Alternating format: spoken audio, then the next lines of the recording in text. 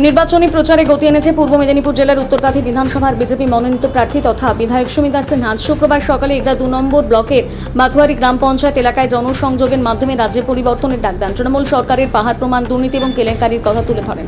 রাজ্যে পরিবর্তনের মাধ্যমে ডবল ইঞ্জিন সরকার হলে দ্রুত উন্নয়ন হবে, স্বচ্ছতার সঙ্গে নিয়োগ, রাস্তাঘাটে উন্নয়ন হবে, সেই কারণে বিজেপি সরকার দরকার। বিকেলে কাঁথি দেশপ্রাণ ব্লকের দারিয়াপুর গ্রাম পঞ্চায়েতের দারিয়াপুর, গোপালচক, হরসচক, হাজরাকোল্লা, জগন্নাথপুর প্রভৃতি এলাকায় জনসংযোগ করেন। পরে কাঁথি 3 নম্বর ব্লকের ভাজাচাউলি গ্রাম পঞ্চায়েত এলাকায় বাইক র্যালির মাধ্যমে ভোট প্রচার করেন।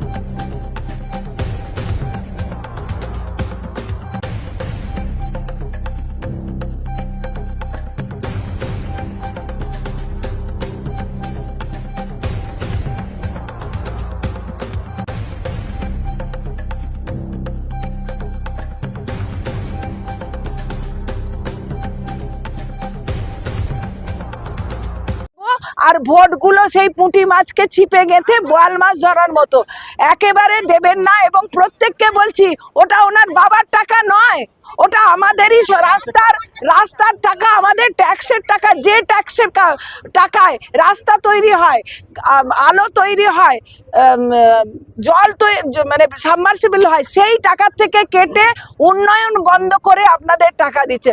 তুমানে সৌ টাকারে মরি যাওনি গো মা, বুঝতে পারবো নি তুমানকে কিভাবে ব্যবহার করেটে, তোমাকে সত্যি ব্যবহার করেটে মা। মানে ওটার জন্য আমি রাগ করছিলি, কিন্তু টাকা, এই যে দিদি ঠিক বলেছে, টাকা যখন আই সেটা কেনি লিবানি লিবু, ভোট কাকে দেওয়া ঠিক দিবু।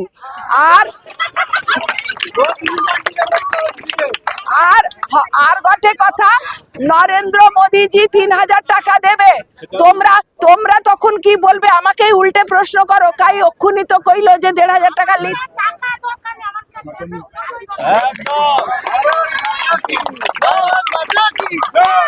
এই যে 3000 টাকা যে দেবে, তুমানে কইব কি আমাকে সৌত টাকা দাওটো, সৌত ভাতা দাওটো। ওটা ভাতা নয়, ওইটা ভাতা নয়। নরেন্দ্র মোদীর সাথে শুনো আমার কথাটা পুরাটা শুনো, নরেন্দ্র মোদীর সাথে এই মমতা ময়ীর যে পার্থক্য, এ হচ্ছে পচা ডোবা, এর এখান থেকে জল তুলতে তুলতে মাটি বাড়িছে। আর নরেন্দ্র মোদী হয়তো বড় সমুদ্র, দীঘার সমুদ্র, সেটি জল তুলতে তুলতে কোনোদিন শেষ হবেনি।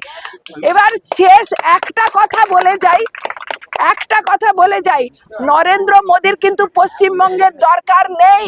তার কাছে 22টা রাজ্য আছে যেটা বিজেপি চলছে। আমাদের মানে পশ্চিমবঙ্গবাসীর কিন্তু বিজেপিকে দরকার, নাহলে আমরা বাঁচতে পারবো না। আমরা বিজেপি না এলে বাঁচবো না গো। তোমাদের ওই যে টাকা দিচ্ছে, দাম ধরিয়ে দিচ্ছে, পিঠা বানাবে এসো, আর ছেলের চাকরি বিক্রি করে দাও, ছেলের পড়াশুনো বিক্রি করে দাও। এইগুলো একটু বোঝো, মায়েরা বুঝলে পুরো।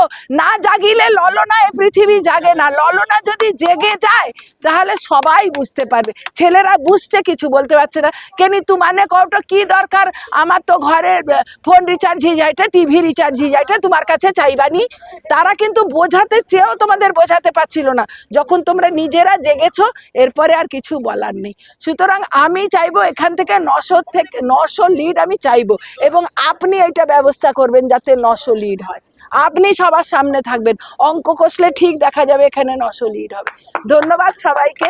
ভারত মাতা কি জয়।